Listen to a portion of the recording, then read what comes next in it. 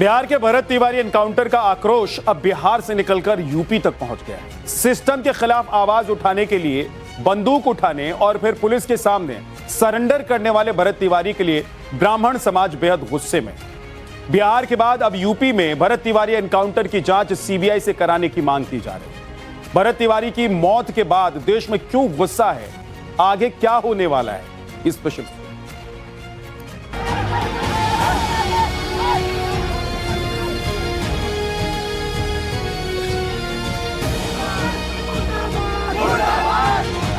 जिस तरीके से जनता में हत्या की जा रही है, उसके ऊपर गोलियां चलाई जा रही है, ये अपराध की श्रेणी में आता है। सरकारें अगर न्याय नहीं दे पाती हैं तो जनता न्याय लेने के लिए सड़कों पे उतर आती है।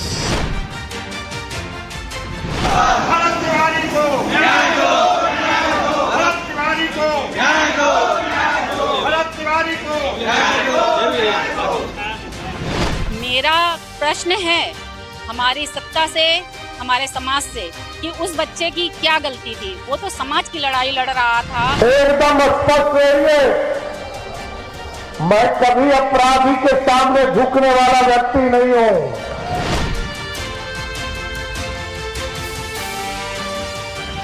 ऐसे ही से लड़ाई को बड़ा कर दिए, इंसाफ मिलेगा क्यों नहीं मिलेगा? लड़ने से इंसान कुछ भी कर सकता है। आप लड़िए। तिवारी के हत्यारों को फांसी दो, फांसी दो। अभी ये लड़ाई है, आगे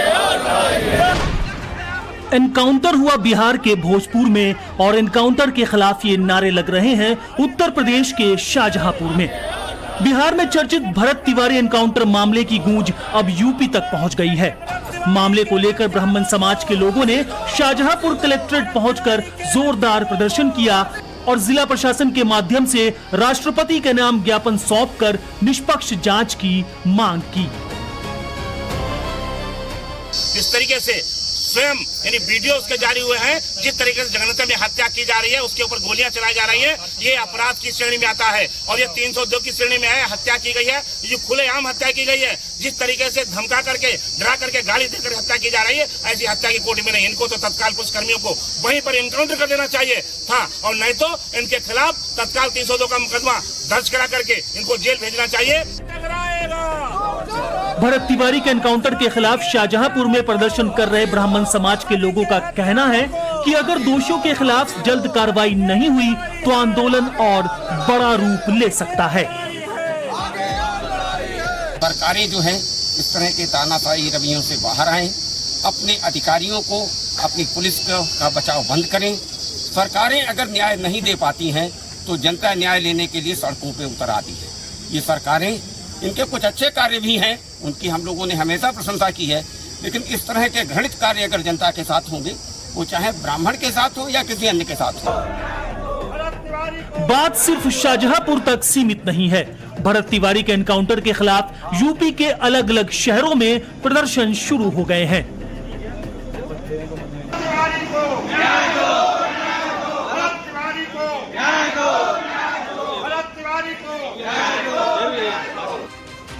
यूपी के हमीरपुर में ब्राह्मण एकता परिषद ने डीएम को राष्ट्रपति के नाम ज्ञापन सौंपकर इस मामले में सख्त कार्रवाई की मांग की है। भरत तिवारी जो हमारे देश का यूथ था और भविष्य था।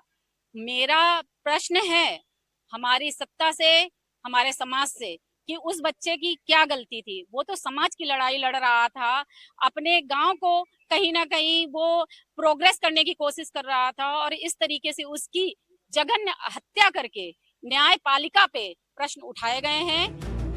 2027 विधानसभा चुनाव के लिए उत्तर प्रदेश में हलचल जोरों पर है। जातियों को साधने के लिए राजनीतिक पार्टियां हर तरह के पैतरे आजमा रही हैं। क्या भरत तिवारी के एनकाउंटर को लेकर उत्तर प्रदेश में जो शहर शहर प्रदर्शन हो रहे हैं, ये उसी का नतीजा है? एक तरफ समाजवादी पार्टी कथित तौर पर यह दिखाने की कोशिश कर रही है कि बीजेपी ब्राह्मणों को यूपी में किनारे लगा रही है। समाजवादी पार्टी ब्राह्मण सम्मेलन कर रही है। 5 अगस्त को जनेश्वर मिश्र की जयंती पर ब्राह्मणों का शक्ति प्रदर्शन करने की योजना है। शंकराचार्य विवाद, बटुकों के साथ मारपीट, राम मंदिर चढ़ावा चोरी, ब्राह्मणों का एनकाउंटर जैसे मुद्दों को लेकर समाजवादी पार्टी ब्राह्मणों के बीच जाने की तैयारी कर रही है। तो दूसरी तरफ मायावती दावा कर रही हैं कि उन्हें 2007 की तरह यूपी में ब्राह्मणों का समर्थन मिल रहा है। मायावती ने अपने सोशल मीडिया पोस्ट में लिखा, बहुजन समाज पार्टी ने उत्तर प्रदेश में आगामी विधानसभा आम चुनाव की तैयारियों के मद्देनजर जब से अपर कास्ट समाज और उसमें से खासकर ब्राह्मण समाज को उनके बीएसपी में जुड़ने को ध्यान में रखकर पार्टी का उम्मीदवार बनाना शुरू कर दिया है, तब से सभी विरोधी पार्टियों में खासकर समाजवादी पार्टी में उनकी नींद उड़ा देने वाली बेचैनी देखने को मिल रही है। विरोधी पार्टियां बीजेपी पर बार बार ब्राह्मण विरोधी होने का आरोप लगा रही हैं। अब भरत तिवारी के एनकाउंटर के बहाने सियासत हो रही है। विरोधी पार्टियां एनकाउंटर को फेक बता रही हैं। बिहार में विपक्ष के साथ साथ भोजपुरी सितारे भी सरकार को घेरने में कोई कसर नहीं छोड़ रहे। भोजपुरी स्टार खेसारी लाल यादव भरत तिवारी के घर पहुंचे और कहा कि जनता को आंदोलन करना पड़ेगा। गांव का आंदोलन है भाभी, आपको इसको शहर तक ले जाना है तो आप खुद ही जाना पड़ेगा। ये आपकी लड़ाई खुद की है, समाज बाद में आता है, पहले खुद से लड़ना पड़ता है। तो पहले आप लड़िए और अपने आप, दुनिया आपके साथ है। आज दुनिया आ रही है ना, आ रही है कि नहीं आ रही है? आप लोग लड़ रहे हैं तो आ रही है ना। ऐसे ही से लड़ाई को बड़ा कर दिए, इंसाफ मिलेगा क्यों नहीं मिलेगा? लड़ने से इंसान कुछ भी कर सकता है, आप लड़िए। वहीं सांसद पप्पू यादव का कहना है कि भरत तिवारी मामले में स्पीड ट्रायल होना चाहिए। बेचारे भरत तिवारी की निर्दोष हत्या की गई, अविलंब स्पीडी ट्रायल। कौन कौन इन्वॉल्व है उसका 302 में एफआईआर और अविलंब एफआईआर करके जेल। इस बीच बिहार के मुख्यमंत्री सम्राट चौधरी का कहना है कि वो अपराध के सामने नहीं झुकेंगे और अपराधियों को बिहार छोड़ना पड़ेगा। एकदम स्पष्ट रहिए, मैं कभी अपराधी के सामने झुकने वाला व्यक्ति नहीं हूं। अपराधी के लिए कोई जगह नहीं है।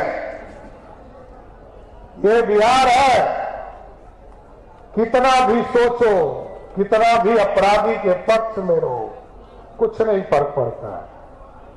सम्राट चौधरी हर हालत में बिहार को अपराध मुक्त बनाएगा। भरत तिवारी एनकाउंटर मामले में बिहार राज्य मानवाधिकार आयोग की भी एंट्री हो गई है। मानवाधिकार मामलों के अधिवक्ता एसके झा ने भोजपुर एनकाउंटर मामले में मानवाधिकार आयोग में याचिका दाखिल की थी, जिस पर सुनवाई करते हुए आयोग ने बिहार के मुख्य सचिव, डीजीपी और भोजपुर के एसपी को तलब किया है और 4 सप्ताह में रिपोर्ट दायर करने को कहा है। 13 जुलाई को आयोग इस पूरे मामले की समीक्षा करेगा। महज 5 दिन पहले 17 जून को भरत तिवारी और पुलिस का आमना सामना हुआ। पूरे इलाके को छावनी में तब्दील कर दिया गया। भरत तिवारी के एनकाउंटर से पहले का जो वीडियो सामने आया है, उसमें साफ तौर पर देखा जा सकता है कि कई थानों की फोर्स ने भरत तिवारी की घेराबंदी की और इस दौरान लगातार उस पर सरेंडर करने का दबाव बनाया जा रहा था। जो वीडियो सामने आया है उसके मुताबिक काफी देर तक भरत तिवारी और पुलिस के बीच बहस हुई और आखिरकार पुलिस के सामने भरत तिवारी ने अपना हथियार फेंक कर सरेंडर भी कर दिया। और इस वीडियो के बाद पूरे बिहार समेत देश के कई राज्यों में इस एनकाउंटर को लेकर बवाल खड़ा हो गया। आम लोगों से लेकर सियासी गलियारों तक पुलिस की इस कार्रवाई के खिलाफ आवाज उठने लगी। परिवार ने आरोप तक लगाया है कि उन्होंने पुलिस टीम को भरत तिवारी की मानसिक स्थिति को लेकर गुहार लगाई थी और भरत तिवारी के खिलाफ पहले भी ऐसा कोई मामला नहीं था जिसको लेकर पुलिस ने सीधा उसका एनकाउंटर कर दिया। हम गए थाना में, कहे कि हमारे लड़का को दिमागी ठीक नहीं है, इस तरह का किसी तरह कंट्रोल उसको आप लोग करिए, इसको पकड़िए, धरिए। लेकिन हमको नहीं कोई सुना, हमको बैठा के लोग रख दिया वहाँ पर। हम दिन भर, हम सुबह से गए वहीं पर बैठल रहे, हमको छोड़ा नहीं गया वहाँ पर।